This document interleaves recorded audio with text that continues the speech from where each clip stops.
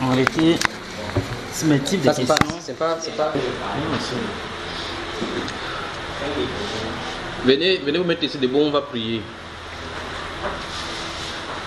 Non, restez seul là. Ceci. Dors. Tenez-vous à côté de la table là. Bonjour les enfants.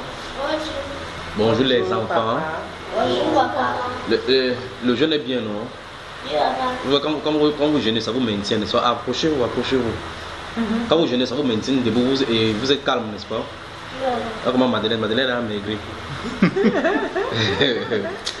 Qui va prier? As-tu juste toi qui prie? Tu nous recommandes un peu, le Seigneur, on travaille. D'accord? Ma soeur Jésus, cette journée, ma soeur Jésus, quand c'est samedi aujourd'hui, merci Seigneur Jésus de nous avoir gardés. Merci Jésus pour toutes choses. Parce que toi, le Seigneur va dire, aucun Dieu au milieu de toi, Seigneur. Merci Seigneur Jésus. Parce que toi qui as fait comme ta parole dit, merci Jésus. Parce que toi, le Seigneur va dire, comme Dieu qui est plus grand que toi, Seigneur. Parce que toi qui nous as créés, parce que toi qui as créé l'homme de la poussière, Seigneur. Mais Seigneur, comme ta voix s'est priée. Amen. Amen. Maintenant, tu vas prier fort, d'accord? Voilà, comme tu joues là. Baisse le volume de tout là pour que voilà, ça chasse. Et baisse le. Je sais pas, quand c'est à 4 ou c'est à 3. Non, c'était à 1. C'est un qui est comme ça. Ça veut dire que si vous mettez 4, ça va faire comment? On va chasser tout le monde. Bon, ça va, laisse-le comme ça. Allons-y. Merci Seigneur Jésus pour cette journée. Et merci Seigneur Jésus, car c'est toi qui nous as gardés dans cette journée. Et car c'est toi qui nous as protégés. Protège tout le monde. Et protège maman. Et guide-la. Et garde-la dans le droit chemin. Donne d'être sage. Donne-nous d'être obéissants. Et donne-nous de marcher après ta parole. Merci Jésus, car c'est toi le seul et véritable Seigneur, car c'est toi qui as créé l'humanité, car c'est toi qui nous as protégés, nous tes enfants. Au nom de Seigneur, comme ta voix s'est priée. Amen. Amen. Dieu Tout-Puissant, quand mon cœur considère tout l'univers créé par ton pouvoir, le ciel d'azur, les éclairs de tonnerre, tous les matins, pour les ombres du soir, et tout mon être, alors c'est le chant. Dieu Tout-Puissant, que tu es grand, de tout mon être, alors s'élève le chant. Dieu Tout-Puissant, que tu es grand. Amen. Allez-y à les enfants. Quand on voit Madeleine, on sent qu'elle a faim. Madeleine, tu veux la manger, remets. Madeleine, tu veux la manger? Que ça dit quoi?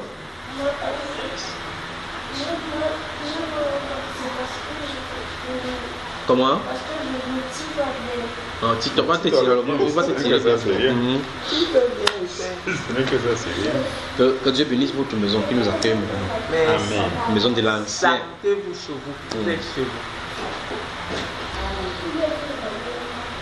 Je disais que une question que je veux poser.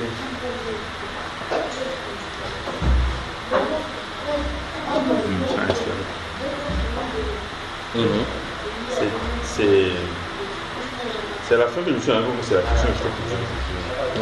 Donc c'est bon, non? On est coupé là. Parce que la dernière fois, j'ai posé la question sur. Sauf si je ne vais pas poser, parce que j'avais quand même écrit ça ici. Quand il parle, toi tu entends. Moi, je suis à côté de lui, il n'entend pas bien. Oui, c'est volontaire. Oui, c'est mieux de t'asseoir à côté de ta femme alors. Oui, mais dans Oui. le cas de lui, il faut que... On pourra bien entendre. Non, je dis que la dernière fois, j'ai essayé de poser une question Ça, trop fort. parce que je voulais percevoir la différence entre Jésus-Christ, Seigneur, Christ. Tu as dit que non, tu vas comprendre au fur et à mesure. Mais quand je travaillais toujours dans Romains, je me suis retrouvé encore face à une question. Et c'est au moment où je l'ai noté hier, je me suis rappelé que ça revenait encore à la même question. Parce que je suis tombé sur Romains 8, le verset 11. Oui. Qui dit, parce que vous l'avez toujours entièrement. Et si l'esprit de celui qui a ressuscité Jésus d'entre les morts habite en vous, celui qui a ressuscité Christ d'entre les morts rendra aussi la vie à vos corps mortels pour, non pas son esprit qui habite en vous. Ici, il y a cette situation de Jésus, ressusciter Jésus et ensuite ressusciter Christ. Si c'était la même chose, on n'aurait pas utilisé Jésus et Christ. Maintenant, quand on parle de la résurrection, qui est ressuscité? Et qui a ressuscité? Et qui a ressuscité. Donc c'est ça qui me faisait revenir au moment où je notais que je me rende compte que ça pouvait se gérer si j'avais exactement compris Jésus. C'est pour ça que j'avais mis quand j'étais dans Acte 2, verset 36, qui disait que toute la maison d'Israël sache donc avec certitude que Dieu a fait Seigneur et Christ, ce Jésus que vous avez crucifié. Je me retrouve encore face au même. Voilà, c'est bien. Donc, ça veut dire qu'ici, on se retrouve dans une ambiguïté où, comme dans ce Romains chapitre 8, verset 11, que tu es en train de parler là, on voit qu'en réalité, à un moment donné, on dit que si l'esprit de celui qui a ressuscité Jésus d'entre les morts habite en vous, celui qui a ressuscité Christ, n'est-ce pas? Alors,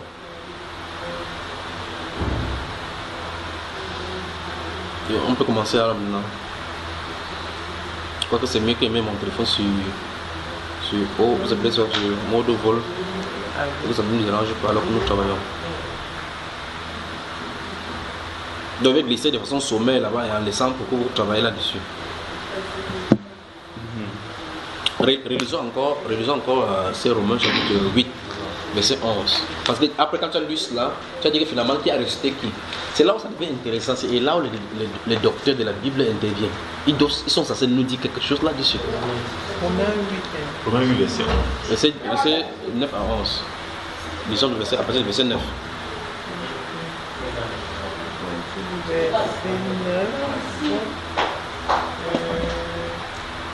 Pour nous, vous ne vivez pas selon la chair, mais selon l'esprit. Si du moins l'esprit de Dieu habite en vous. Si quelqu'un n'a pas l'esprit de Christ. Stop. Si quelqu'un n'a pas l'esprit de Christ, ça c'est un. Il ne lui appartient pas. Donc il n'appartient pas à Christ. Et si Christ est en vous. Donc ça veut dire que Christ est en nous par son esprit, oui. Donc Christ, mais littéralement on dit que c'est Christ égal. Colossiens on dit Christ en vous, l'espérance de la gloire. Paul dit jusqu'à ce que Christ, il prouve de l'enfantement jusqu'à ce que Christ soit formé en vous. Continuons. Le corps, il est mort. Il est vrai, est mort à cause du péché, mais l'esprit est vie à cause de la justice. Et si l'esprit de celui qui a ressuscité Jésus d'entre les morts habite en vous. Oui, finalement. Donc là, on dit que c'est l'esprit de celui qui. Donc il y a quelqu'un qui aurait ressuscité Jésus d'entre les morts. Et pas son esprit. Donc ici, on nous dit clairement qu'il y a quelqu'un qui aurait ressuscité Jésus d'entre les morts. Et c'est au travers de son esprit. C'est-à-dire que cette personne-ci a fait envoyer son esprit allait prendre Jésus d'entre les morts. N'est-ce pas? Et il est question de l'esprit de Christ habite en vous. Et c'est parce que c'est l'esprit de ces personnes qui est censé maintenant habiter. On dit que et si l'esprit de... Allons-y encore, et si l'esprit de... Et si l'esprit de celui qui a ressuscité Jésus d'entre les morts habite en vous. Pourtant, on avait dit tout à l'heure que si l'esprit de Christ habite en vous, vous lui appartenez. Tu vois un peu cela? Donc, finalement, on parle de quoi même au juste? En réalité, il faut observer que dans les Saintes Écritures, il y a le moment où le mot Christ ne veut pas dire son nom. D'accord? Et on va voir ça maintenant là. Ne veut pas dire son nom. Parce qu'en réalité, on dit par exemple que si tu vois par exemple qu'on est parti oindre David, on ne touche pas à loin de l'Éternel. Le mot oindre là-bas c'est Christ. Parce que Christ veut dire oindre. Oui, Christ veut dire oindre. D'accord. Dans le cadre des juifs, ça veut dire Messie. Ensuite, si on veut traduire littéralement, ça veut dire que voici un oindre de Dieu, voici un Messie de Dieu. Tu vois cela, n'est-ce pas? Quand on dit que Jésus est le Christ, on dit que Jésus est le Messie. Ou bien encore loin, Massia dans le juif, dans la langue hébraïque, on dit que le Christ, Christos, dans la langue grecque. Donc quand on dit Christ, c'est un vertu qu'on a traduit à partir du grec. Oui. Je pense que tu comprends.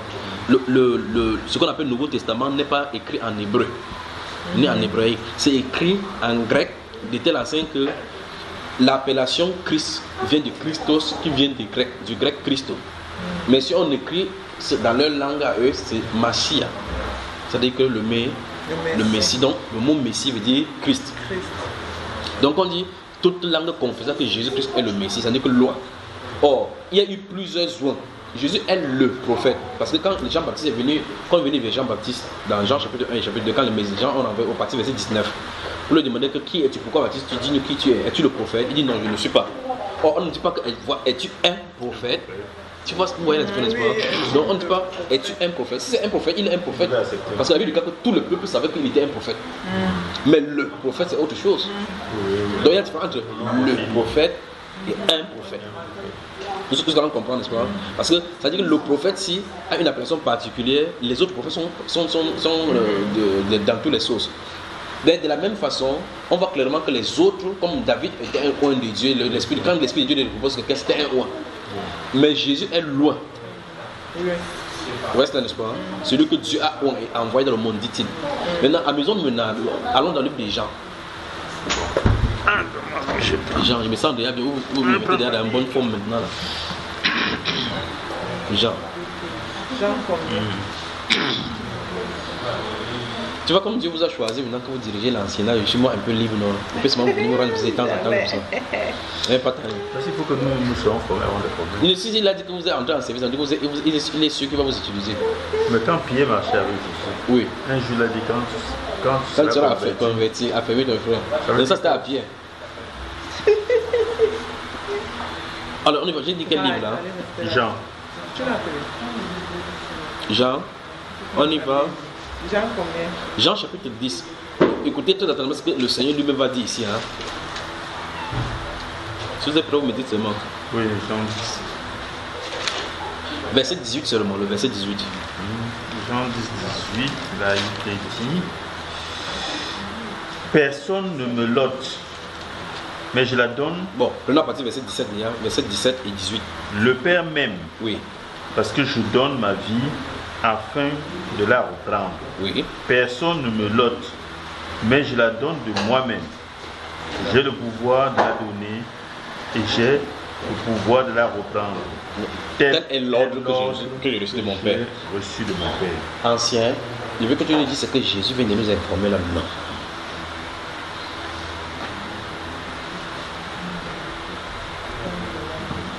Il dit... le temps que tu es en train de réfléchir, je vais dire, ce sont ces choses-ci qui font de temps en temps les gens ne comprennent pas les Saintes Écritures. Ils trouvent des contradictions, deux, ça les crée des problèmes. Dieu a des façons délibérées de laisser ces choses dans les Saintes Écritures comme ça. Parce qu'ici, c'est Jésus qui a de parler, on cite Jésus. Ouais, on cite Jésus. Là-bas, c'est un écrivain qui a de parler. Dans le roman qu'on a lu, il a d'expliquer quelque chose. Donc ça veut dire que si quelqu'un dit quelque chose et qui est de lui, ça veut dire que lui, forcément, Jésus ne peut pas dire quelque chose qui ne soit pas vrai. D'accord? Si vous avez les Bibles qui sont écrites en rouge, les paroles de Jésus sont reprises en rouge, c'est ces paroles ça doit être en rouge. Je veux que vous lisiez ici, tu me dis ce que ça est en train de dire, et puis on va aller lire un verset commun. Un verset connu de tous et que tout le monde connaît. Relisons encore ici, verset 17-18 encore. Le Père m'aime. Oui. Parce que je donne ma vie. Oui. Afin de la reprendre. Oui. Personne ne me l'ôte. Oui. Donc finalement, personne ne ôte sa vie. Personne n'ôte sa vie. Oui. C'est lui qui donne sa vie. C'est lui qui donne, oui. Allons-y. Mais je la donne de moi-même. J'ai le pouvoir de la donner. Oui. Et j'ai le pouvoir de la reprendre. C'est-à-dire qu'il a le pouvoir de laisser mourir. Voilà. Et il a le pouvoir de ressusciter, de revivre. Voilà. Et là, ça pose problème. Oui, parce que dans non, c'est qu'on venait de lire. Parce que tu as posé cette question que j'ai posée ici. C'est-à-dire, d'après ce que nous avions lu dans Romains chapitre 8, il était question que quelqu'un d'autre va venir le prendre entre les morts. Oui. Mais Pierre particulièrement dit dans le livre des Actes des Apôtres qu'il n'était pas possible que la mort le retienne. Parce que la Bible déclare que David dit que je voyais continuellement le Seigneur devant ma face, qu'elle est à ma droite, ne chancelle point. Tu vois cela dans Actes des Apôtres chapitre 3. Alors, donc nous avons un problème ici. Ces choses de Dieu-ci, ce n'est pas tu vois que telle chose, si on met telle chose, ça va être logique ici, c'est pas comme ça. Dans l'esprit, les choses ne se passent pas comme nous on voit ici. Mais en expliquant avec notre langage, on essaye en réalité, essayer de comprendre. Parce que si on admet que Jésus est Dieu, comment Dieu peut mourir? Mais là, ici, il a dit que personne ne me l'ôte. Et il a dit ici que il le donne de lui. Ouvrons chapitre 3.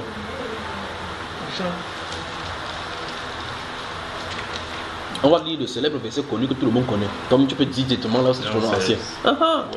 Voilà, lis-nous ça. Car Dieu a tant aimé le monde qu'il a donné son Fils unique, afin que quiconque croit en lui ne périsse point, mais qu'il ait la vie. La base de tous les évangiles se trouve ici.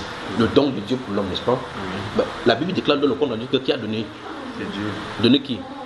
Dieu, son Fils unique. Donc quand on dit donner, ça veut dire donner en poumon, non? Poumon, oui. Afin que les gens, si quelqu'un le croit en lui, donc par rapport à ce mot-là, il est à vie éternelle. Oui. Ok. Bon, qu'est-ce que lui il a dit au chapitre 10?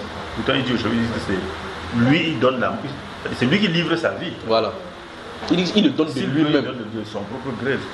Il dit que je le donne de moi-même. Personne ne me l'autre. Mais ici on dit que c'est le Dieu qui l'a donné. La Bible déclare dans Exode 53, verset 12, il dit qu'il a plu à l'Éternel de le briser par la souffrance. C'est pas ce qu'il dit. Alors, comment concilier dans cela? Tout cela, il peut prendre comme ça une centaine. Il peut en prendre comme ça une centaine. Le verset 16 ici semble être contradictoire. Et quand on lit la prophétie, c'est la première prophétie de sa mort, est donnée en Caïn et Abel. Quand Abel est mort, on voit clairement comment il est ressuscité en 7. On le voit là-bas.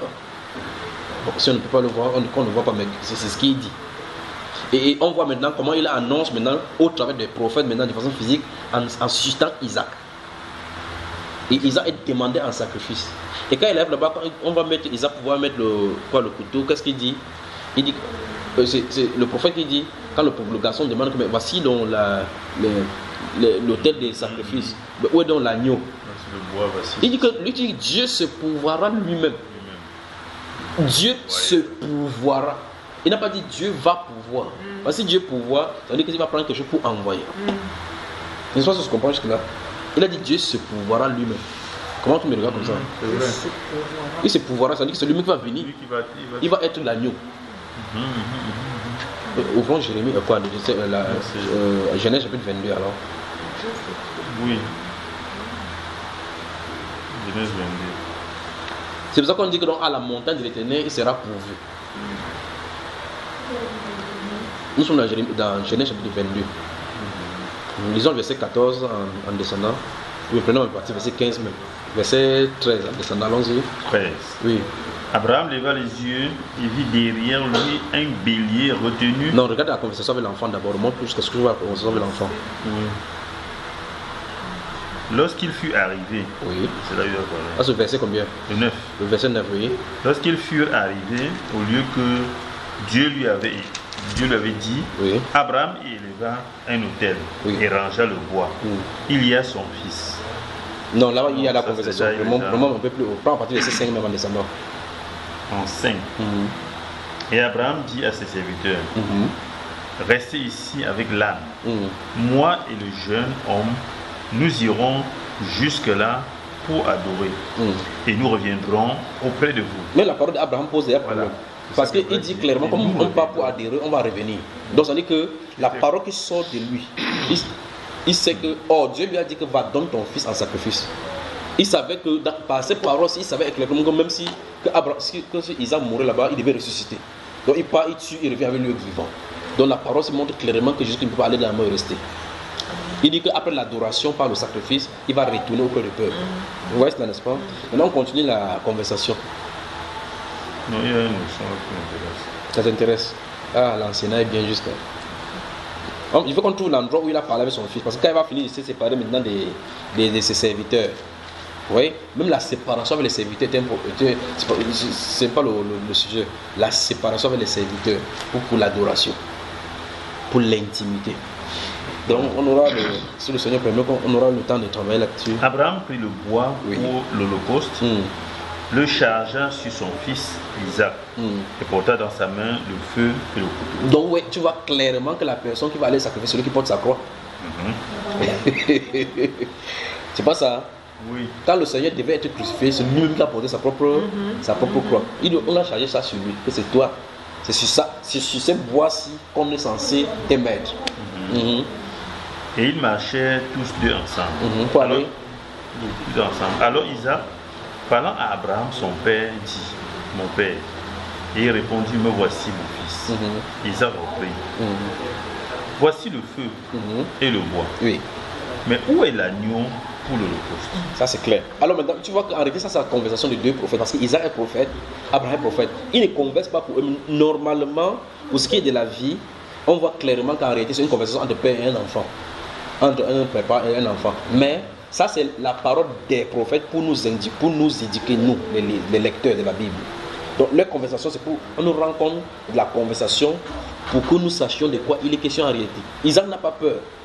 C'était comme ça, si Isaac dit pardon, c'est moi que tu fais comme ça. Non, il dit là-bas, Abraham va courir dans les montagnes là-bas vers lui. Donc ce sont les prophètes, tu vois. Il a tellement confiance à son père, tellement confiance à l'Esprit de Dieu qu'ils savent qu'ils partent dans l'adoration, ils rentreront dans l'intimité.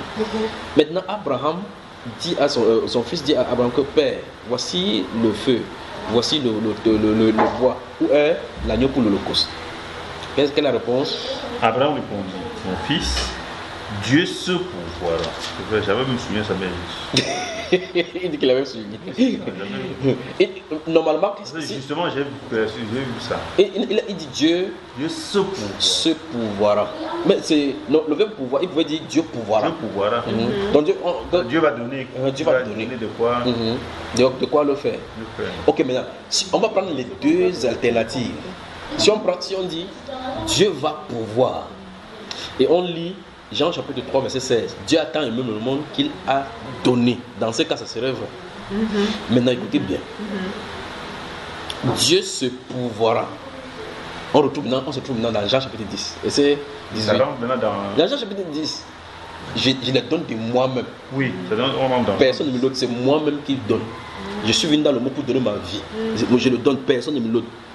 Je peux le donner et je peux le reprendre. Tel est l'ordre que j'ai reçu de mon père. Donc les deux cas, même si quelqu'un force le verset, il dit maintenant il a le seul là-bas. C'est toujours vrai dans la Bible. Parce qu'en réalité, l'agneau qui va venir pour être enlevé, ça viendra de Dieu et ça sera Dieu. C'est ça le problème. On dit, voici l'agneau de Dieu qui enlève le péché du moment. Ça vient de qui? Il est sorti du Père. Mais la suite de la révélation, c'est que qui est-il en réalité? Donc voilà le problème. Alors donc depuis la Genèse, on voit clairement que la personne qui est censée venir mourir est censée venir seule, mais comme envoyée, pour qu'on puisse comprendre sur la terre, comme commissionné, pour qu'on puisse comprendre sur la terre. Alors, c'est-à-dire que si on considère qu'il viendra de Dieu, oui. Le verset 16 oui. de Jean 3 marche. Oui. C'est Dieu pourvoira. Oui, ça c'est dans notre dimension. Oui, il voulait dire ça, c'est dans notre dimension de la compréhension. Oui, l'autre dimension. Oui. Même si tout le langage n'est pas comment, qui c'est pouvoir, qui pouvoir, c'est bon. Oui, puisque Jésus, c'est en termes de. Jésus vient du Dieu. Du Père. Du Père et il est Dieu. Il se pourvoira lui-même. Ben, parce que dans ces gens, je peux te dire, quand quelqu'un va lui demander que ouais, tu parles du Père, le Père qui m'a envoyé, et puis quand le Père ici, il dit que depuis que je suis avec vous, tu ne m'as pas connu. C'est parce qu'en réalité, voici dans la révélation. C'est parce que le Père est éternel, le Fils n'est pas éternel. Non, le Père titre. Donc, tu vois le problème, c'est parce que vous prenez en termes de personnes. Donc, parce que tu vois que quand il dit le Père est éternel, le Fils n'est pas éternel. Justement, tu as compris comment Jésus peut dire que je suis la raison et la vie, j'ai la vie éternelle. Comment tu peux dire qu'il n'est pas éternel? Oh, tu vois que tu vois la personne, alors que je ne parle en termes de titre, parce que le titre de Fils c'est pour une mission. Tu vois, le titre de Fils c'est pour une mission, c'est pour la rédemption. Quand la rédemption va finir, le titre là, ça s'arrête. Donc, de la même façon comme le titre du roi est éternel, il sera d'éternité en éternité, il est roi. Parce que son royaume ne passera pour un autre et ça ne sera jamais abattu. Donc, ça veut dire que le titre du roi est éternel. Mais le titre du fils, il n'y a plus de sacrifice à donner plus tard. Parce que c'est le fils qui se sacrifie. Je pense que tu comprends. C'est pour ça que c'est pas le père qui meurt. C'est pas le père qui donne sa vie pour le monde. C'est le fils. Donc, jusqu'à là, on se comprend là. Ok. Donc, le Père est d'éternité en éternité parce qu'on sera frère et co-héritier avec lui. Donc ça veut dire que le Père sera toujours là. C'est pour ça qu'il doit retourner dans ses peurs. C'est pour ça que dans 1 Corinthiens 15, il est dit, quand il aura fini de subjuguer, il va soumettre.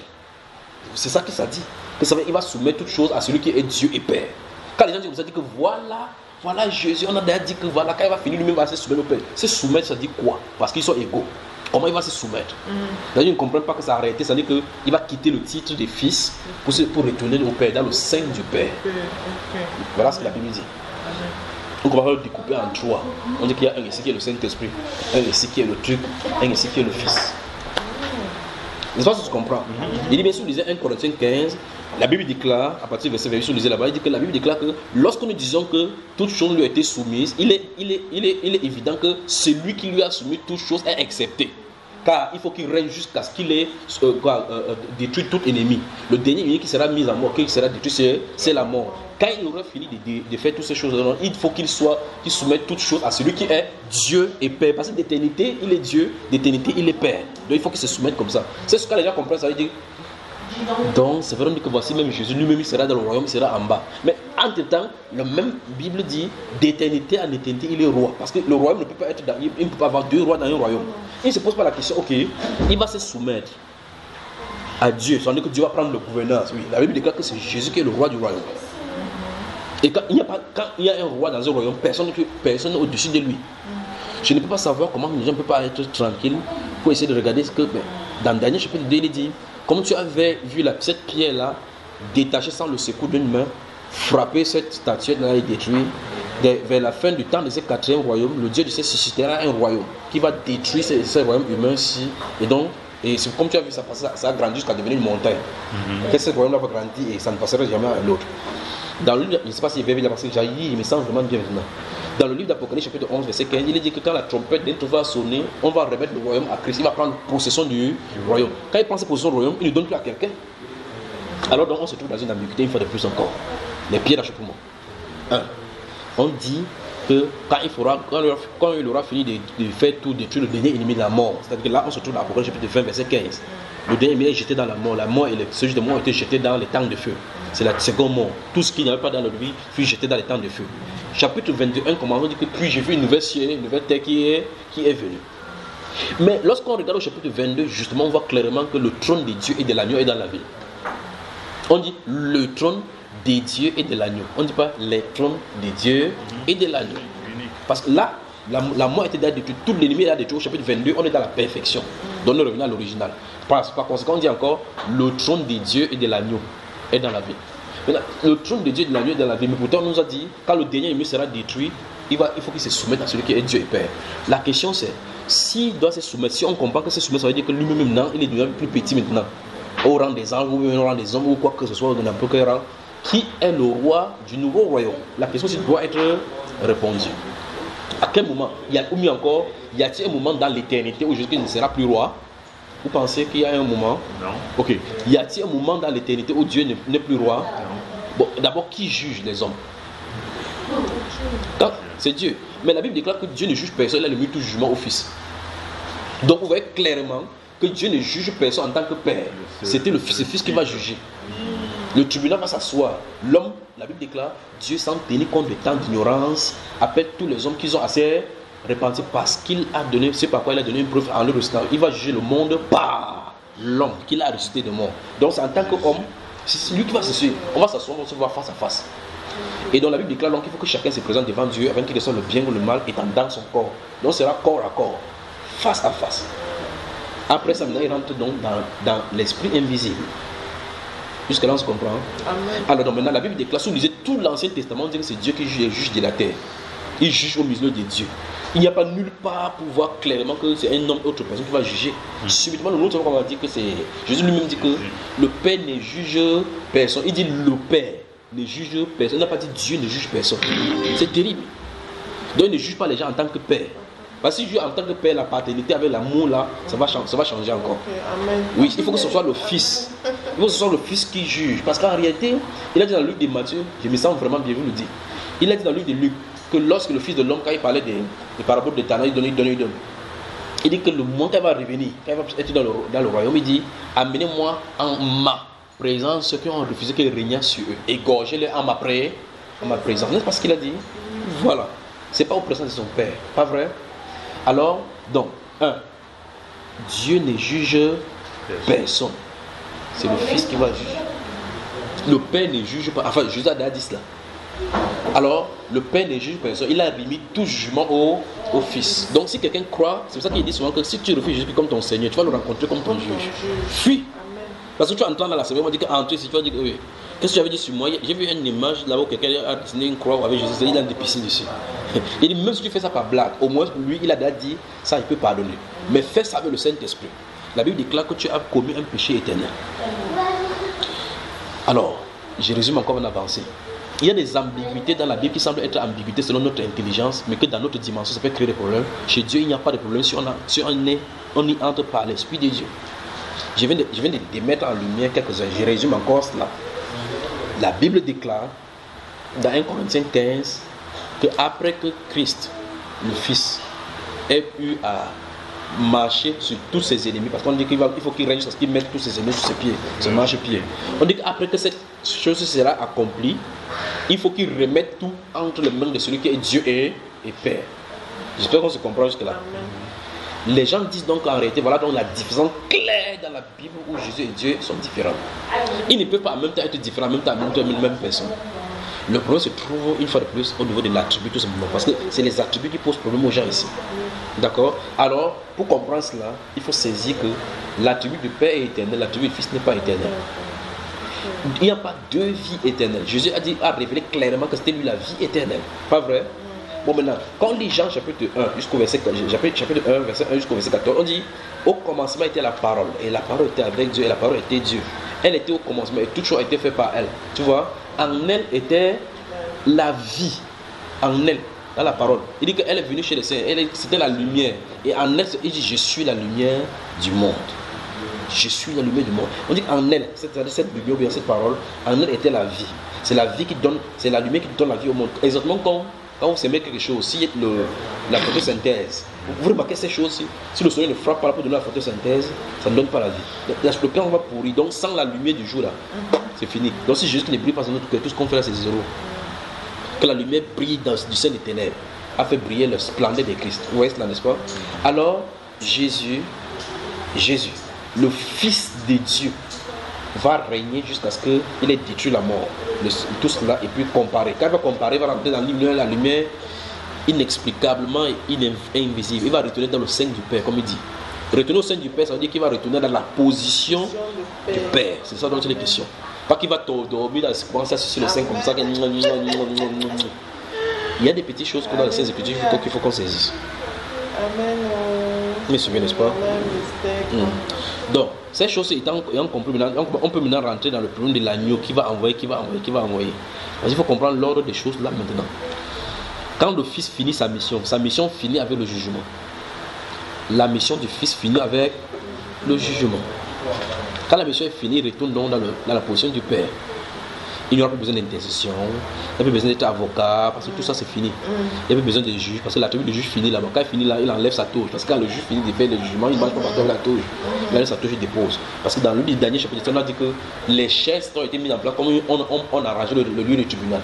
Et l'ancien des jours s'est présenté. L'ancien des jours, donc il avait sa robe avec le... On a dit clairement que ses cheveux étaient comme la laine. Donc il a porté la laine comme les juges portent là. Il s'est mis là-bas comme l'ancien du jour. Or, il est sorti d'une chambre importance là. Quand il finit de juger, il va enlever cela. Moi, retourné, on dit que c'est qui maintenant. Il dit voici, il y a quelque chose de nouveau. Je suis tout là maintenant. Parce qu'il dit dans la Bible. Oui, c'est ce qu'il dit dans la Bible. Dans Matthieu chapitre 25, quand il a de lui mettre les brebis, il avait le bouc dans sa face. En réalité, les deux n'entrent pas dans la même salle, ni même jour. Le jugement ne passe pas simultanément. Quand il va finir, il vient maintenant à ses cieux, entrer dans la joie. Donc la promesse que je vous ai faite est véritable. Entrer ici dans la joie de votre mère. Car j'ai eu faim. Vous voyez, il ne dit pas que celui qui était là-bas a eu faim. C'est lui qui allait les juger. Il jugeait les boucs avec les brebis. Amen. La Bible nous dit, car il faut tous comparer devant le tribunal de Christ, pas devant le tribunal de Dieu, le Père. Vous avez moi?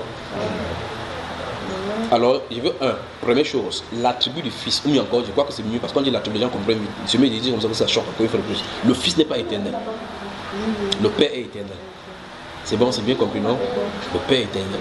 Le Père étant éternel, donc pour quitter du Fils au Père éternel, il revient donc à l'original. Parce qu'il fut un temps où il n'y avait pas de Fils. Il fut un temps où il n'y avait pas de Fils, c'était le Père. Il fut un temps où il n'y avait pas de Père, il y avait le Père dans Dieu. Dans ce que nous appelons maintenant Dieu. Parce que Dieu, c'est notre personne qu'on comprend. Elle a été Dieu, et c'est quelque chose qu'il engendre. Même si ce n'est pas parlé, il a engendré. Parce qu'on est en lui. Tu es un père d'enfant. Oui, tu portes là à l'intérieur. Si même tu n'engendres pas, tu es un père. Et le père s'y dérange. C'est pas ce que je comprends. Mais lui, n'ayant pas été engendré, il n'a pas d'éternité en éternité, il n'est pas fils. Parce qu'il faut qu'il soit fils de quelqu'un. On se comprend jusque là? Ok. Donc, un fils est engendré.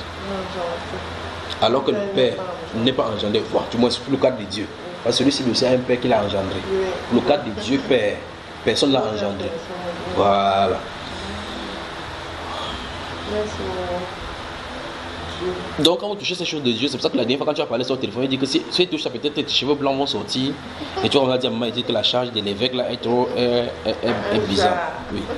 Ce sont des grandes choses. J'ai dit dans les Saintes Écritures, c'est un peu comme le cadre du Saint-Esprit. Vous remarquez qu'à un moment donné, vous parlez, vous voyez, on dit l'Esprit Saint. Pour le cas de Simeon, par exemple, on dit que l'Esprit Saint était sur lui. L'île de Simeon qui vient au temple. Et on dit l'Esprit Saint était sur lui. À un moment donné, vous voyez qu'on dit Saint-Esprit était sur lui. Les façons que le Saint-Esprit positionne dans les Écritures, c'est différent. Et ça veut dire des choses différentes. C'est ça, c'est pour ça quand il va à l'âge. Je n'ai pas placé au hasard, d'accord? Donc, il y a des moments où l'Esprit va vouloir dire le souffle de Dieu, animé par le Saint-Esprit lui-même. Tout comme tout à l'heure, vous avez vu, on dit que l'Esprit de Christ. On dit l'Esprit de Christ. Normalement, l'Esprit de Christ, c'est Christ. Bon, maintenant, si vous prenez Christ maintenant en tant qu'une personne qui est venue, on parle de on va maintenant voir comme si on a de voir l'action de notre extérieur. On a de voir l'action, comment les choses viennent de venir pour venir habiter à lui. Oh, détenter en été le Saint-Esprit. Mais pour venir se incorporer dans le corps, il y a eu un processus pour quitter de l'éternité vers le temporel. C'est dans ce sens qu'on appelle oint. Parce que personne ne peut le oindre. Mais comme il vient dans la dimension humaine, il faut que la dimension spirituelle vienne couvrir la dimension humaine. C'est pour ça qu'on a le nom de Jésus-Christ. Donc le Jésus homme qui est couvert par le Christ. Tu comprends là, frère? Tu comprends là, frère? Alléluia. Tu aussi le comprends? Yes. Regardez, je vais vous citer encore une partie d'écriture pour comprendre vraiment qu'en réalité, il y a une différence. Dans le livre de 1, je crois qu'il a deux copies. Que Dieu vous bénisse, que Dieu vous bénisse. Dans le livre de 1 Timothée chapitre 2, sur le verset 5, il déclare qu'il y a un seul Dieu, un seul médiateur entre Dieu et les hommes. Entre Dieu et les hommes. Qui? Ouvre, j'ai dit ici le verset. Moi, je n'ai pas de Bible, vous avez la Bible, je parle. Je vais seulement montrer quelque chose. 1 Timothée 5. Non, pas 5. 2 verset 5. Que Dieu vous bénisse, la famille d'anciens. Amen. Que Dieu vous bénisse dans votre ministère. Et comme Fouébé, comme Juni, Junias et tous les autres, dans le temps Trophime, que vous soyez dignes de la vie éternelle, des courants qui va donner ces jours-là. Chapitre 2 de 1 Timothée, verset 5, qu'est-ce que ça dit? Car il y a un seul Dieu et aussi un seul médiateur entre Dieu et les hommes, Jésus-Christ, homme. Est-ce qu'on est venu positionner l'homme à côté de Jésus? Mais c'est la première fois dans les Saintes Écritures qu'on met ça comme ça. Alors maintenant, ça nous doit des explications. Je voudrais prendre un exemple pour dire que vous voyez que chaque fois qu'on place quelque chose, c'est pas au hasard. Bon, maintenant, regardez bien.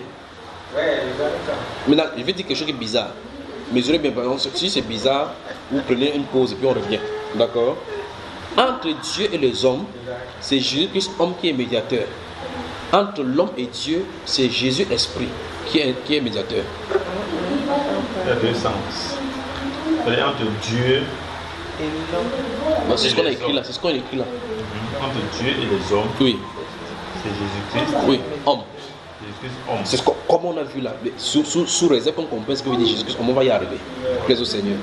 Maintenant, entre les hommes et Dieu, c'est Jésus-Christ, le Seigneur. Donc, ça dit l'Esprit. En tout cas, si ça vous dérange, n'est-ce pas? Regarde bien, écoute bien. Si ça vous dérange, je vais prendre ça physiquement, ça va vous faire rire. Mais c'est la meilleure façon d'expliquer ces choses-ci. Regarde, je vais vous donner 2 jours, vous allez les appeler, d'accord? Je vais vous donner 2 jours, vous allez les appeler. Tu prends dimanche, nous sommes quand aujourd'hui? Allons-y. Tu es? Aujourd'hui, nous sommes quand? Nous sommes samedi. Ok, donc ton jour c'est? Samedi. Toi c'est? Dimanche. Allons-y, parle. Allons-y. Tu donnes le nom de ton jour, après il passe à l'autre. Oui, samedi. Dimanche. Encore. Samedi. À haute voix. Dimanche. Allons-y. Samedi. Oui. Dimanche. Voilà, donc tu es samedi, il est? Dimanche. Allons-y. Dimanche. Samedi. Allons-y encore. Dimanche. Samedi. Encore-y. Dimanche. Samedi. Allons-y. Samedi. Dimanche. Bon, entre samedi et dimanche, quelle est la durée? Nous y arrivons. Un tenté. Donc, quel est l'écart entre samedi et dimanche? Et puis samedi, quoi la dimanche? D'accord, la dimanche. Allons-y, quelle est la longueur entre dimanche et samedi? Pardon, tu es sûr? Dimanche et samedi. C'est long. Dites-nous la longueur. Allons-y, écrivez lundi, mardi, mercredi. Non, c'est bon. Écrivez sur votre cahier, comme ça, le jour que vous allez écouter encore ou relire, là, vous allez comprendre. Écrivez chacun pour sa part. Tu arrives, tu écris, tu entoures ton jour. Écrivez lundi, mardi, mercredi, jusqu'à ça. Allons-y. Donc, c'est ça que c'est avec ça simplement qu'il peut vous expliquer le problème de Jésus, homme, Jésus-Christ d'ici. Écrivez non, lundi, mardi, mercredi, jeudi, vendredi, samedi, dimanche. Tu entoures seulement ton jour. Je crois qu'il faut des petites choses pour bien faire assimiler ces choses spirituelles. Fais tout droit, hein, ne rentre pas en bas. Jeudi. Vendredi.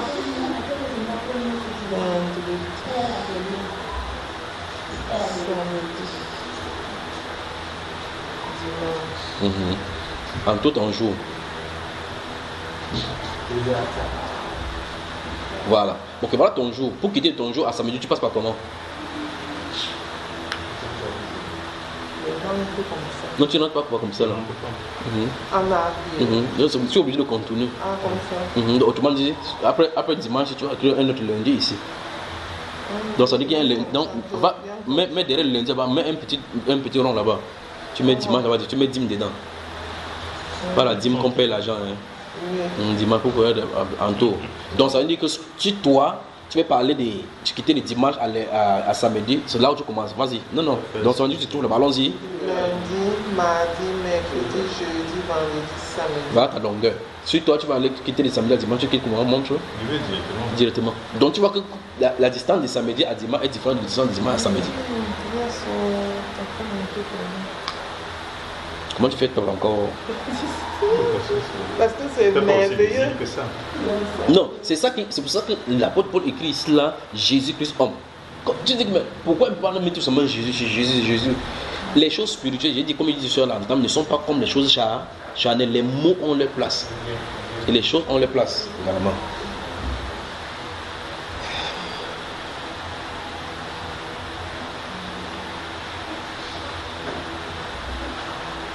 Ça veut dire qu'on a dit entre Dieu et les hommes, le médiateur c'est Jésus-Christ homme. C'est ce qu'on a dit là-bas. Mais entre l'homme et Dieu, C'est pas Jésus-Christ. Oui, Jésus-Christ. Entre Dieu et les hommes. Et les hommes, le médiateur. Oui. Le médiateur, c'est... Maintenant, est-ce que vous savez pourquoi? Le médiateur, c'est Jésus. C'est Jésus-Christ. Entre Dieu et les hommes. Vous mettez entre parenthèses 1 Timothée chapitre 2 verset 5. Donc entre Dieu et les hommes, c'est ça. Mais vous allez lire dans les Saintes Écritures maintenant qu'entre l'homme et Dieu, maintenant, c'est notre place, ce n'est pas Jésus homme. Maintenant, on fait l'inverse.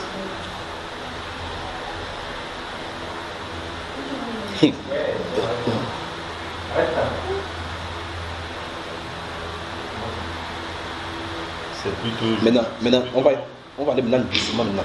On y va doucement, avec samedi et dimanche. Entre Dieu et les hommes. C'est Jésus-Christ homme. Tu vous mettez entre parenthèses 1 Timothée 2, 5. L'autre c'est extraordinaire parce que c'est de façon directe dans les Saintes Écritures. Arrêtez tous les autres, l'autre sens que je viens de dire maintenant, c'est plutôt ça qu'il dit dans les Écritures, c'est l'autre ce qui est surprenant. Parce que ce que je viens de dire là, vous semblez ne pas voir, mais quand il va expliquer, vous allez voir. Ok, donc de façon brutale, on dit ici, car il y a un seul Dieu et aussi un seul médiateur entre Dieu et les hommes. L'ordre est fait. Quelqu'un va dire, mais entre Dieu et les hommes et Dieu c'est la même chose, c'est pas la même chose. Parce que l'un est esprit, l'autre est charnel. C'est pour cela que celui qui est esprit, voulant venir chez les hommes charnels, a pris la chair. Donc maintenant, pour les amener maintenant du côté de l'homme charnel à l'homme à côté de l'esprit, le retour c'est par esprit. Dieu est esprit, il faut qu'on l'adore en esprit. Donc maintenant, ok, ceux qui sont charnels, ils ne peuvent pas obéir à cela. Qu'est-ce qu'il fait? Il refait une chair pour aller vers eux, pour vivre comme eux, afin de pouvoir les amener à notre niveau. Donc il quitte, lui esprit, il porte la chair pour venir chez les gens charnels. Après il quitte là pour prendre la chair, il est transformé en esprit pour le retourner à Dieu. Donc c'est l'homme chair qui est médiateur entre Dieu et les hommes. C'est l'homme, c'est Jésus-Christ esprit qui est médiateur entre les hommes et Dieu. Maintenant, voici ce que la Bible déclare, parlant de Melchisédek. Il nous explique donc, si vous lisez votre chapitre hébreu, depuis le chapitre 5 jusqu'au chapitre 10 d'Hébreu, donc dans cet intervalle là-bas, la Bible nous explique que à cause de l'alliance du sang de l'ancienne alliance, les sacrificateurs étaient plusieurs. Parce que la mort les empêchait d'être éternels pour pouvoir rendre ces services-là. Mais Christ a apparu à la fin des temps. À la fin des temps, il a offert lui-même son propre sacrifice, une chose pour toutes, afin de nous amener. Tu vois, c'est après sa mort qui nous amène. C'est après sa mort qui nous amène. Oh, je me sens bien. Vous voyez, je me sens vraiment bien. Dans 2 Corinthiens chapitre 5, verset 16, dit, si nous connaissions Jésus-Christ dans la chair, nous ne le connaissons plus ainsi. Donc, maintenant, après la mort de Jésus-Christ, la preuve, quand il apparaissait aux gens, les gens ne savaient même pas que c'était lui. Donc on ne le connaît plus comme étant dans la chair. Le Jésus qui marchait sur la terre, pardon, le tapait, ce n'est pas lui qui était quand il marchait maintenant après la résurrection. Parce qu'il avait revêtu le corps d'immortalité. C'est avec ce corps-là qu'il peut traverser le mur, manger les rayons de miel, ainsi de suite. C'est avec ça maintenant qu'il intercède. On dit que maintenant il est aussi assis maintenant pour intercéder pour. Vous voyez maintenant qu'il est maintenant là, il intercède pour nous. Mais à la croix, il a intercédé pour le coupable. Au ciel, maintenant, il n'intercède pas pour le coupable. Il intercède pour ceux pour qui il a été intercédé. Oui, au ciel, ce n'est pas pour le coupable qu'il intercède, c'est à la croix qu'il a intercédé pour le coupable. Pour nous, quoi? Oh, à la croix.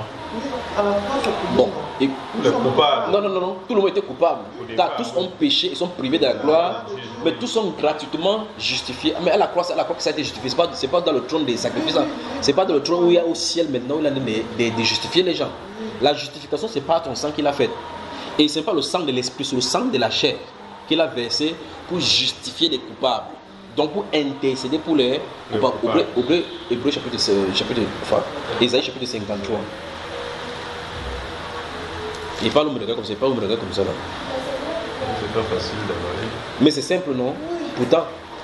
Oui, mais quand on a compris, on se À la rend fin, compte on comprend que c'est. Mais avant d'avoir compris. Il faut expliquer longtemps. C'est ça. Vous êtes Hébreu chapitre Ésaïe chapitre 53. Prenons à partir du verset 5 et descendons doucement, vraiment à haute voix. C'est merveilleux tout ce moment. Ésaïe chapitre. Ouais, même quand on est le jeune, quand on prend ton travail la Bible, on n'est pas fait, n'est-ce pas? Parce que vous voyez, c'est tout simplement un vêtement qui vous aide là, et puis le sang commence à subir à l'intérieur comme le marigot. Alors, à verset 5, disons. Il est écrit, mais il était blessé pour nos péchés, brisé pour nos iniquités. On comprend ça, ça c'est pas au ciel, n'est-ce pas? Ce n'est pas au ciel, oui. Le châtiment qui nous donne la paix est tombé sur lui. Oui. Et c'est par ces meurtrissures que nous sommes guéris. Nous sommes guéris, oui. Nous étions tous errants comme des brebis. Oui. Chacun suivait sa propre voie. Oui. Et l'Éternel a fait retomber sur lui l'iniquité de nous tous. Il a été maltraité et opprimé, et il n'a point ouvert la bouche, semblable à un agneau qu'on mène à la boucherie, à une brebis muette devant ceux qui l'attendent. Il n'a point ouvert la bouche. Il a été enlevé par l'angoisse et le châtiment. Et parmi ceux de sa génération qui a cru qu'il était retranché de la terre des vivants et frappé pour les péchés de mon peuple. Tu vois, ça va frapper pour le péché de mon peuple, oui. On a mis son sépulcre parmi les méchants, son tombeau avec le riche, quoiqu'il n'eût point commis de violence et qu'il n'y eut point de fraude dans sa bouche. Il a plu à l'Éternel de le briser par la souffrance. Après avoir livré sa vie en sacrifice pour le péché, il verra une postérité et prolongera ses jours. Et l'œuvre de l'Éternel prospérera entre ses mains. À cause du travail de son âme, il rassasiera ses regards. Par sa connaissance, mon serviteur justifiera beaucoup d'hommes et il se chargera de leur iniquité. Oui. C'est pourquoi je lui donnerai sa part avec les grands. Oui. Il partagera le butin avec les puissants parce qu'il s'est livré lui-même à la mort. Une fois de plus, on va toucher encore quelque chose ici. Il s'est livré. On dit ici qu'il s'est livré lui. Donc même dans Isaïe 53, on commence à voir clairement que lui-même s'est livré, comme il avait dit lui-même là-bas dans Jean chapitre 10, verset 18. On dit qu'il s'est livré lui-même à la mort. Oui. Et même dans Hébreu chapitre 10, il dit là-bas que dans le rouleau de livre, il dit « Je viens, ô Dieu, pour faire la volonté ». On dit qu'après avoir dit qu'il n'a voulu ni sacrifier ni holocauste, ce qu'on offre d'après la loi, où est-ce là? On dit au verset 7, alors je dis « Voici, je viens ». Dans le rouleau de livre, il est question de moi, pour faire, ô Dieu, ta volonté. Donc celui qui a dit « Voici, je viens ». Ah, la Bible là, continue. Donc parce qu'il s'est livré lui-même à la mort et qu'il a été mis au nombre des malfaiteurs, parce qu'il a porté les péchés de beaucoup d'hommes et qu'il a intercédé pour les coupables. Stop, c'est là où je voulais qu'on en arrive. Le verset, c'est le verset combien là? 12. Verset 12. On dit que donc, il a fait comment? Parce qu'il a été mis au nombre des malfaiteurs. Parce qu'il a porté les péchés de beaucoup d'hommes et qu'il a intercédé pour les coupables. Donc tu vois clairement que en réalité, il faut la déposer, il faut qu'elle montre la mets-la bien. Donc ici la Bible déclare qu'il a, pas qu'il va, qu'il a intercédé pour les coupables.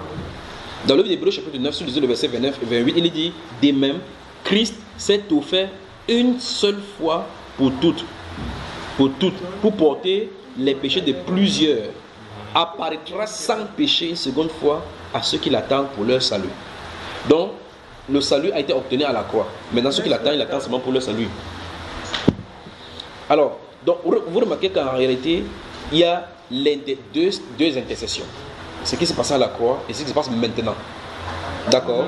Maintenant, dans le livre de Romains, où tu as commencé à poser des questions là-bas, il dit là-bas que l'Esprit intercède pour nous, par des soupirs inexprimables.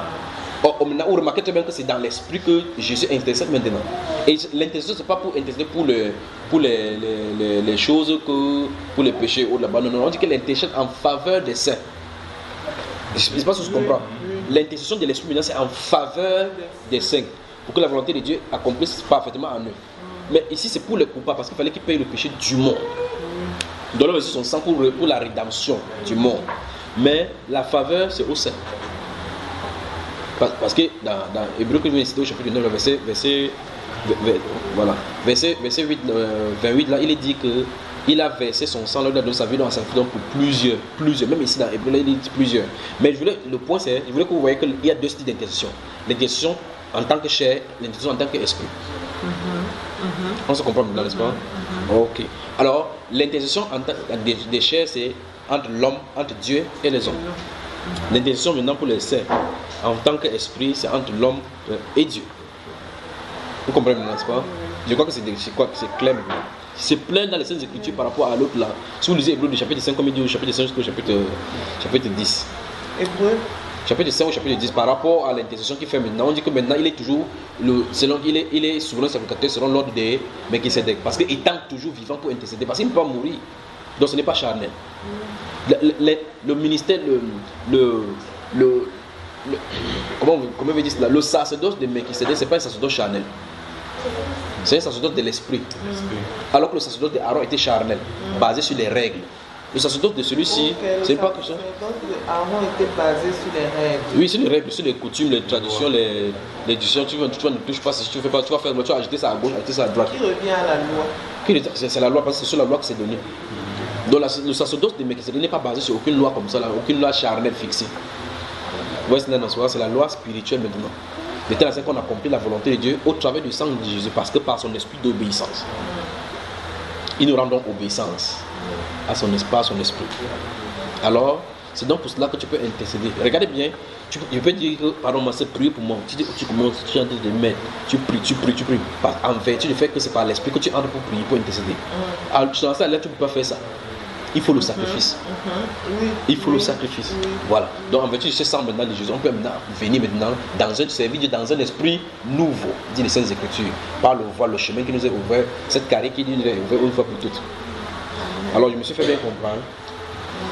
Il prenait le cas de ces Jésus homme pour vous montrer qu'il y a des choses comme ça dans les Saintes Écritures. Vous voyez, n'est-ce pas? Vous regardez, il dit, c'est pourquoi Dieu l'a souverainement élevé et lui a donné le nom que au-dessus de tout, afin qu'au nom de Jésus-Christ, tout genou fléchit dans le ciel, sur la terre et sous la terre. Là où la Bible dit Jésus, il ne faut pas mettre Christ sur ça, parce qu'il voit comment les gens lisent après qu'il y a Jésus. Il remarque qu'il n'a pas mis Jésus, il met Jésus, il met Christ. Si on a dit Christ, ne mettez pas Jésus-Christ, parce qu'il y a pourquoi. Il y a un pourquoi qu'il est fait comme ça là. N'est-ce pas, tu comprends? Donc, il ne faut pas dire que ça, il faut qu'on mette Seigneur Jésus. Le Seigneur Jésus-Christ n'est pas révélé dans la période temporelle, il est révélé en tant que fils de l'homme, fils de David. C'est lorsqu'il meurt, il est élevé pour qu'on l'appelle toute langue, on confesse que Jésus-Christ est Seigneur. Par sa résurrection. Oui, après la mort. Parce qu'il a été engendré par sa naissance. C'est ce qu'est le problème. Voilà le problème là-bas. Jésus n'est pas engendré quand il est entré en Marie. Non. Il est engendré après la mort. La résurrection. À la résurrection. C'est à la résurrection qu'il est engendré. C'est parce que la Bible dit là. Comprends comment. On engendre comment? C'est pour ça que tu dis aux gens que Jésus est le Fils de Dieu. Non, oui. Le Fils de Dieu comment? Parce qu'il a été engendré de Dieu. Ah bon, hein? Il a été engendré quand? Il dit que quand il est venu dans Marie. Donc ça veut dire que tu as dit clairement là que tu as couché avec Marie. Parce qu'engendré, c'est ça que ça veut dire. Je pense que tu comprends. Mais la Bible déclare clairement qu'il n'est pas engendré à Marie. Il est engendré plutôt depuis la tombe. Déclaré Fils de Dieu avec puissance par sa résurrection d'entre les morts. Ouvrez Romains chapitre 1. Il dit, je me sens bien là. Romains 1.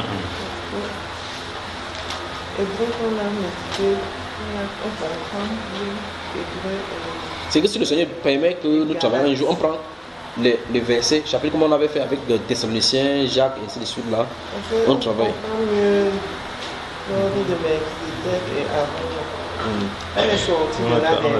Donc où est que, regarde, c'est faute de la cohésion entre l'homme, entre la chair et l'esprit. Regardez-moi l'esprit ici. C'est faute de la cohésion entre... Bon, la problématique, voici la problématique. Comment l'homme qui est charnel peut servir Dieu qui est esprit? Pas ses exigences, parce que la Bible déclare dans Romains 7 que la loi est bonne. D'abord, la loi est bonne et elle est spirituelle et elle est parfaite. Et moi, je suis charnel, vendu au péché. Et celui qui est spirituel, qui est de l'esprit, veut quelque chose de parfait. Et l'imperfection est de ma mise. Mais pourtant, il nous faut une cohésion. Comment trouver le terrain d'entendre? Le sacerdoce charnel, non, est donc de la chair terrestre. Donc, c'est imparfait. C'est pour ça que dans le livre d'Hébreux, il dit que si ça avait été possible que ça rende les gens parfaits, il n'aurait pas fallu qu'encore qu'il y ait paru encore un autre sacerdoce selon l'ordre de Melchisedec et non selon l'ordre d'Aaron qui a péri. Maintenant, qu'est-ce qu'il a dit en réalité? C'est pour ça que le but de ces sacerdoces était de montrer à l'homme qu'en réalité, soutenez-vous, gardez comme ça, mais il y a quelque chose de parfait qu'il faut qu'on vienne. Mais pour le moment, préservez-vous. Il faut que vous sachiez que vous avez des problèmes. Le but de la loi était de montrer à l'homme qu'il y a un problème. Voilà le but. Et alors Paul explique donc dans le livre de Romains, il dit que nous savons que la loi est bonne, parfaite, et moi je suis charnel, vendu au péché, donc il n'y a pas de moyen. Comment faire? je vais faire le bien, le péché qui est en moi, c'est me rends compte que c'est ça qui a de faire le. Alors maintenant, regardez bien, il n'y a pas de cohésion, en réalité il n'y a pas de cohésion entre la partie charnelle et la partie spirituelle, puisque celui qui est spirituel, Dieu, veut qu'on le rende un culte de façon spirituelle. Alors, la loi, donc, ou bien encore le sacerdoce d'Aaron, est basé sur la chair. Je fais comme ça, je fais le jeûne 2 fois par jour, je donne mes 10 000 autres là-bas, Dieu, tu es d'accord? Mais vous lisez la Bible dans Hébreu, je peux dire que tu n'as voulu ni sacrifice ni holocauste. Donc ce n'était pas dans sa volonté parfaite, mais c'était les images. Comment la Bible déclare, jusqu'au point où Aaron, le fils d'Aaron a amené un feu étranger, il a dû brûler. Parce qu'il dit qu'ils ne me considèrent pas comme Dieu, ils ne pas ma crainte, comme il dit dans Malachie chapitre 1. Et ici, Dieu dit que tu n'as voulu ni sacrifice. Ça veut dire que ce n'était pas l'expression de sa volonté parfaite. C'est pour ça que cette loi-là avait été votée par des anges. On a fait l'Assemblée nationale aussi, les anges ont voté ce qu'il faut faire. Parce que la Bible déclare que si ça avait été une loi parfaite de la liberté, on ne devait pas donner notre loi. On dit donc dans Galates que ça a été voté au moyen des médias, des médiateurs. Quand l'Assemblée s'est réunie, c'est Moïse qui présentait, on dit ok, c'est toi qui vas te donner ça à toi pour que tu parles. Mais vous lisez la Bible, c'est comme si c'est Dieu, parce que l'Assemblée sort du ciel. Mais la volonté parfaite de Dieu, c'est pas ça, c'est Christ qui doit être donné. Mais voici donc, j'ai dit donc, pour Dieu pour faire de la volonté. Il dit donc, dans le verset, dans le chapitre 10 des Hébreux qui vient de lire tout à l'heure là, il dit que, au verset 7, il dit que dans le rouleau, il est question de moi. Mais c'est quand même curieux. Il dit, c'est pas ce qu'il dit là. Il dit, Hébreu, mettez le doigt dans ce que je vais demander de lire. Hébreu chapitre 10. Il dit, il me semble vraiment bien. Ne m'attaquez plus avec ce genre de questions comme ça là. On en a plein, hein. Hébreu chapitre 10. Lisons le verset 1 jusqu'à qu'on voit ce qu'il en est. Là, il est écrit, en effet, la loi qui possède un nombre, une ombre des biens à venir. Stop. Donc, dans la loi, donc, à l'intérieur se trouve des ombres. Donc, ça veut dire que malgré que ça soit comme ça, ça présageait des choses à venir. Même si ça ne dit pas que c'est pour longtemps, c'est pour plus tard. Donc, de façon intrinsèque, l'esprit dit que ceci a été donné pour l'implémentation de quelque chose qui va venir plus tard. De la loi qui possède une ombre des biens à venir et non l'exacte représentation des choses. Donc ça veut dire qu'il peut y avoir les aspects de la loi sacrificielle qui n'a rien à voir avec le spirituel. On est d'accord? On dit et non l'exact. Parce qu'en réalité, tu peux te voir l'ombre là-bas. Si celle-ci se met là-bas debout, tu vois son ombre, tu vas voir la forme de la tête, mais tu ne vas pas voir la forme des yeux. Et je veux qu'on se comprenne une fois de plus. Il dit bien, on dit que la loi possède l'ombre des choses à venir et non l'exacte représentation. Parce que si tiens-toi debout là la main, tiens-toi debout. Bon. Vous voyez son ombre, non? À coup sûr, vous voyez son ombre. Mais montrez-moi sa tête. Donc sur l'ombre, vous pouvez montrer ses yeux. Mais dans son ombre là, ses yeux sont inclus parce que ses yeux sont ici. Vous voyez, n'est-ce pas? Donc selon ce que la lumière de projeter pour projeter, la forme que vous voyez, c'est cette forme là qui veut que ça soit montré. Mais ce n'est pas l'exactitude. Donc c'est pour ça qu'il y a des choses dans l'ombre, dans l'ombre que vous ne voyez pas dans la réalité. Ou même dans la réalité que vous ne voyez pas dans l'ombre. C'est plutôt dans la réalité que vous ne voyez pas. Parce que dans la réalité, vous ne verrez jamais les diacres de l'ancienne alliance. On est d'accord, non? Vous ne verrez pas les apôtres de l'évangile dans l'ancienne alliance. Là, nous sommes d'accord. Continuons ici. Donc, et non l'exacte représentation des choses ne peut jamais, par les mêmes sacrifices qu'on offre perpétuellement chaque année, amener les assistants à la perfection. Donc, vous voyez que ici, on nous dit clairement que le but de l'alliance, c'est d'amener les gens à la perfection. Le but. Donc, le but, normalement, des alliances, c'est d'amener les gens à la perfection. Parce que Dieu, lui, il est parfait. Continuons.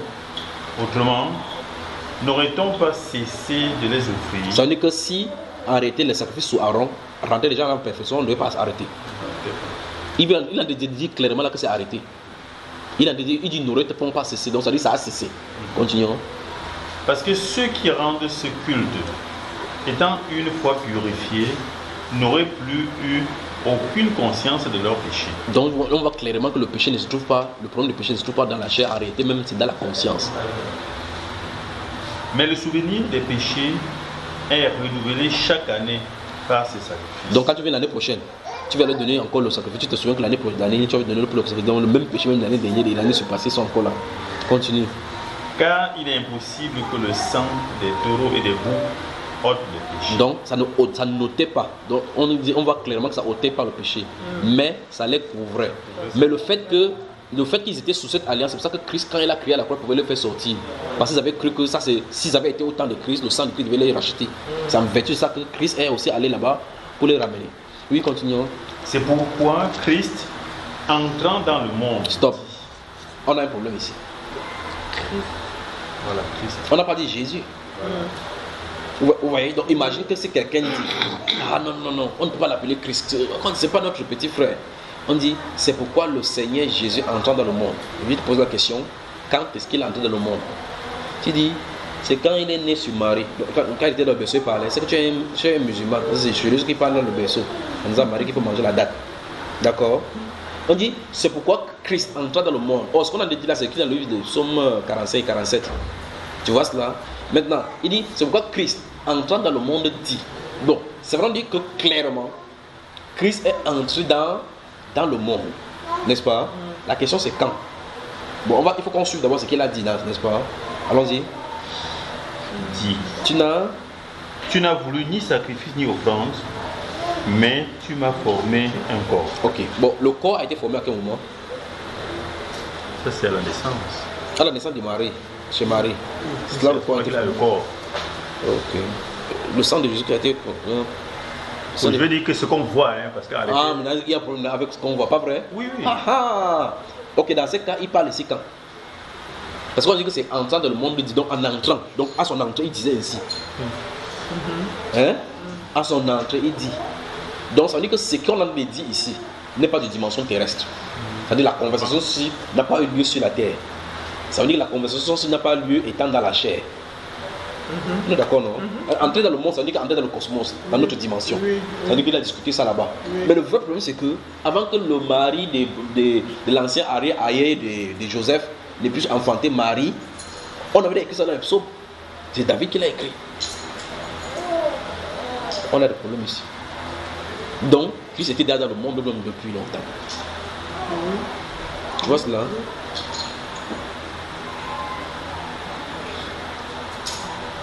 Ouais, je ne sais pas si vous me suivez. Amen. Ok. Je vais encore aller doucement. Même ce qu'il veut dire là maintenant, ça peut juste que choquer. Je peux choquer là maintenant un peu. Donc, je dis choquant. Oui, choquant. Choquant, c'est pas la chocolaterie. Bon, maintenant, regardez. On dit Christ entrant dans le monde. Nous sommes d'accord qu'il n'est pas, on ne parle pas quand il est petit enfant Jésus. Oui. Ok. C'est vrai, on dit que dans Genèse chapitre 15, il est dit Dieu portant un regard favorable à Abel et à son sacrifice, mais ne portant point un regard favorable à Caïn et à son sacrifice. Est-ce qu'il a agréé le sacrifice d'Abel? Oui, c'est le sacrifice La Bible déclare que tu n'as voulu ni sacrifice ni holocauste. Pourtant, la Bible dit que c'est le sacrifice d'Abel qui était agréé. Non, c'est Abel qui était agréé, puis on a accepté son sacrifice. C'est Abel qui a agréé, pas le. On dit qu'il portait un regard favorable sur Abel et sur son sacrifice, pas sur le sacrifice et Abel. Vous voyez le problème, non? Comment tu me regardes comme ça? On dit l'Éternel portant un regard favorable sur Abel et sur son sacrifice. Il ne porta point un regard favorable sur Caïn et sur son sacrifice. Donc c'est pas le sacrifice qui pose problème, c'est la personne.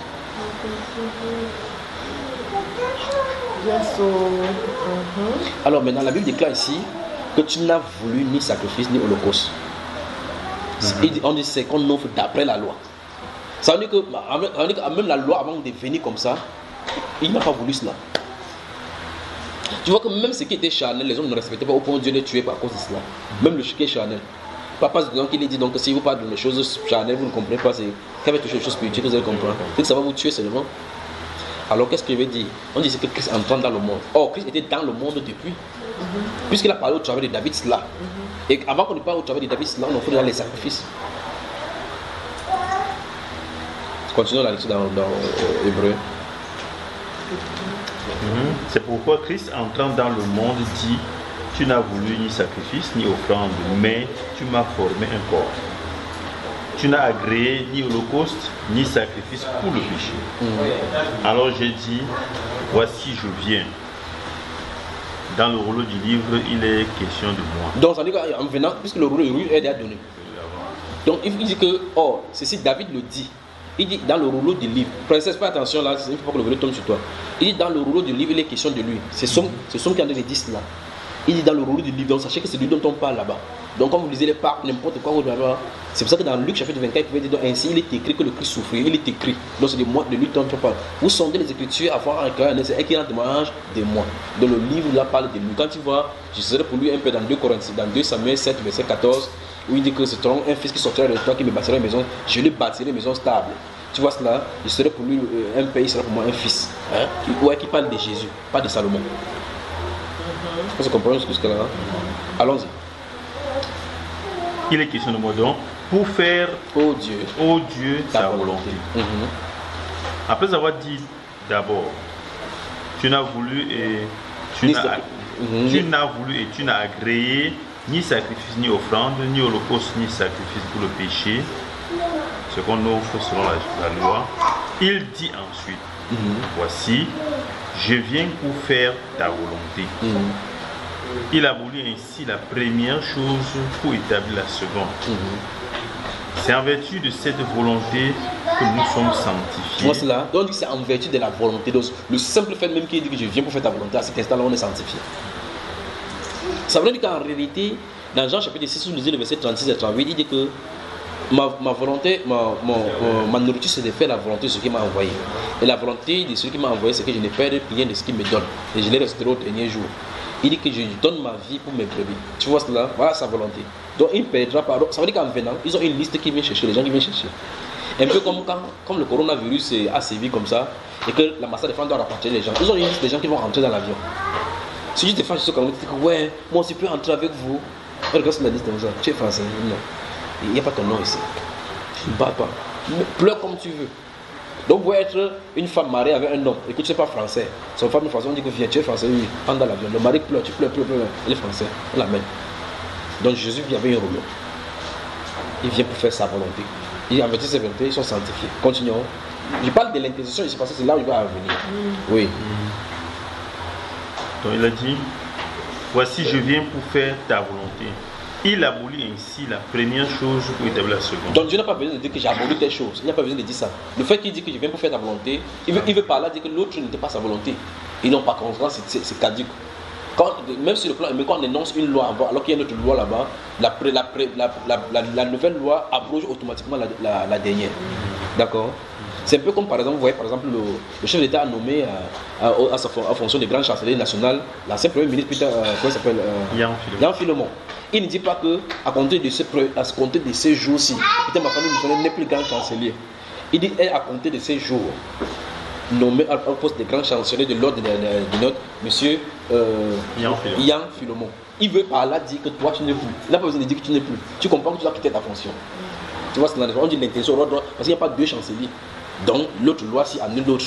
Or celui-là avec sa loi de nomination, il peut venir dire que non, tu m'avais nommé, c'est parce que le décret qui m'avait nommé. Il dit l'autre décret c'est annule automatiquement l'autre là. Je pense que tu comprends, n'est-ce pas? Allons-y. C'est en vertu de cette volonté que nous sommes sanctifiés. Oui. Par l'offrande du corps de Jésus-Christ. Oui. Une fois pour tous. Une fois pour toutes. Donc, je ne sentis pas deux fois, c'est une fois. Parce qu'il a fait, il est assis à la majesté divine. Ce qui fait maintenant, il intercède pour que le Saint arrive à la majesté divine et vienne les chercher. Donc, la loi, l'ambiguïté qu'il y avait entre la loi pour les gens charnels et Dieu qui est esprit et qui veut qu'on adore en esprit a été résolue en Jésus qui a parfaitement uni les deux, et le charnel et le spirituel. Donc de l'un côté peut jouer le rôle du charnel, de l'autre côté peut jouer le rôle du spirituel. Jésus homme. Ouais, n'est-ce pas? Il a porté l'humanité. Étant le puissant Dieu, il a goûté à l'humanité afin que l'humanité puisse goûter à la divinité. Jésus, le Seigneur, le Dieu Tout-Puissant, a goûté à l'humanité afin que l'humanité goûte à la divinité. C'est ce que Hébreu nous dit, que lui-même, étant que puisque les enfants qui ont la promesse, on part à la chair, au sang, il y a lui-même, au chapitre 2 ça, il a lui-même participé afin de délivrer tous ceux qui étaient gardés toute leur vie par la crainte de la mort, à la postérité d'Abraham, dit-il. Pas vrai? Il dit donc c'est pour cela qu'il peut venir donc à l'intercession. C'est pour ça qu'il peut maintenant venir en aide, à l'intercession de tous ceux qui sont tentés. Ayant été tenté lui-même, donc il a goûté à la tentation, mais sans commettre de péché, dit-il. C'est ce qui crie, n'est-ce pas?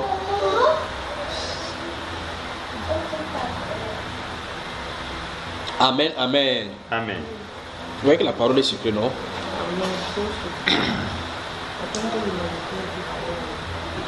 La divinité. Le Dieu Tout-Puissant a goûté à l'humanité afin que l'humanité goûte à la divinité. Ainsi, donc, la cohésion qui était recherchée dans l'Ancienne Alliance a été accomplie par le sang de Jésus. De telle façon que Jésus, en mourant, a rendu maintenant l'homme pour qu'il puisse participer à la divinité. Comme sa divine puissance nous a tout donné. Tu vois cela? Comme sa divine puissance nous a donné. Ça, c'est 1 Pierre chapitre 1, verset 1 à 3. Nous a donné tout ce qui contribue à la piété. Donc, ça veut dire que quand l'Esprit vient en nous, nous avons le divin en nous. Par contre, ça, nous pouvons accomplir maintenant. Nous avons les caractéristiques donc, maintenant du divin. C'est merveilleux, ça. Merveilleux. Allons dans le livre des Romains, chapitre 1. Donc. Et donc, verset 14 dit quoi? Par une seule offrande, il a amené la perfection pour toujours ceux qui sont sanctifiés. Oui, allons-y encore.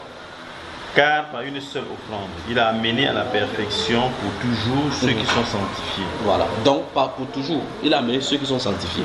Maintenant, alors ça c'est déjà fait. C'est déjà fait, mais c'est ce qu'il a fait le jour là-bas. Sinon, pour cela que des hommes maintenant, la suite va dire, la suite des passages maintenant, comment on comprend maintenant qu'il est assis à la droite de majesté divine, là-bas jusqu'au verset 28, attendant que ses ennemis soient mis sur marche, c'est pas ce qui est écrit là-bas. Alors, maintenant, allons dans Romains chapitre 1, verset 1 à 4, où on voulait lire tout à l'heure. Romains 1. 1 à 4. Allons-y. Paul, serviteur de Jésus-Christ, appelé à être apôtre, mis à part pour annoncer l'évangile de Dieu, qui avait été promis auparavant de la part de Dieu par ses prophètes dans les Saintes Écritures, et qui concerne son Fils, né de la postérité de David selon la chair, et déclaré fils de Dieu avec puissance, selon l'esprit de sainteté, par sa résurrection d'entre les morts. Vous avez vu, n'est-ce pas? Jésus-Christ, notre Seigneur. Nous y voilà. Que Dieu vous bénisse. Emmanuel, c'est quoi? Tu es à l'aise, tu as dormi, maintenant tu es à l'aise, n'est-ce pas? Alors, l'attribut du Fils n'est pas éternel, l'attribut du Père est éternel. Disons-nous. Et donc, ça veut dire que si on mélange quelque part. Oui, c'est pour cela que c'est l'une des raisons pour lesquelles je dis, par exemple, quand vous remarquez, la Bible déclare baptisé au nom du Père, du Fils et du Saint-Esprit. Il dit non, si on baptise au Père, du Fils et du Saint-Esprit. Oh, ça c'est le titre. Pourtant, on a dit baptisé au nom. Il dit, ok. Baptisé au nom du Père, il dit le Père c'est qui, le Fils c'est qui, le Saint-Esprit c'est qui. Il dit que, ok, dans ces cas, si on prend les attributs des dieux, on dit que tu es baptisé au nom du roi d'Israël. Le roi d'Israël c'est lui. Pas vrai?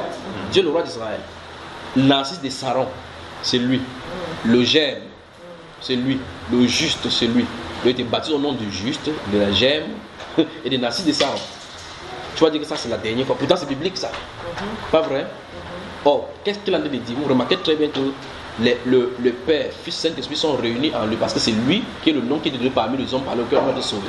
Il a bien dit clairement, en assez alliance justement pour prophétiser cette chose-ci, il a dit lorsque vous serez arrivés dans le pays que l'Éternel vous donne, vous ne serez pas comme ça, vous n'êtes pas fait n'importe comment. Il y aura un lieu où il a fait résider son nom.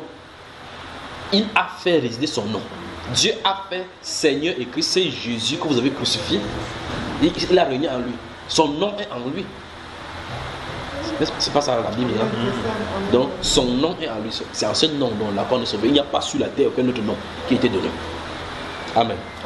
Bonne soirée.